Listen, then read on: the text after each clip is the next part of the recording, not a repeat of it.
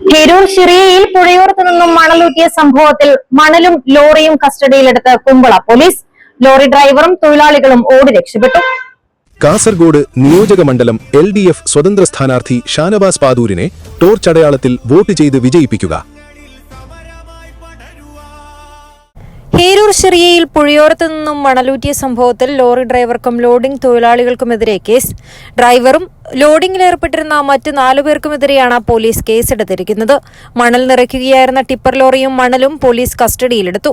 Police സ്ഥലത്തെത്തുന്നത് കണ്ട് ലോറിയുടെ ഡ്രൈവറും അയാളുടെ നിർദ്ദേശമനുസരിച്ച് പൂഴിയൂറ്റിക്കൊണ്ടിരുന്ന 4 തൊഴിലാളികളും ഓടി രക്ഷപ്പെടുകയായിരുന്നു. ഇവർക്കെതിരെ പോലീസ് സർക്കാർ മുതൽ കൊള്ളയ്ക്കാണ് കേസെടുത്തിട്ടുള്ളത്. കഴിഞ്ഞ ദിവസം വൈകിട്ട് 5 മണിയോടെയാണ് ഹേരൂർ പയ്യാറിലെ ഷിറിയ പുഴക്കടവിൽ നിന്ന് പ്രതികൾ നിയമവിരുദ്ധമായി മണലൂറ്റി കടത്താൻ ശ്രമിച്ചുകൊണ്ടിരുന്നതെന്ന് SI അനന്തകൃഷ്ണ മേനോൻ പറഞ്ഞു. News 14 live, Kasaragod.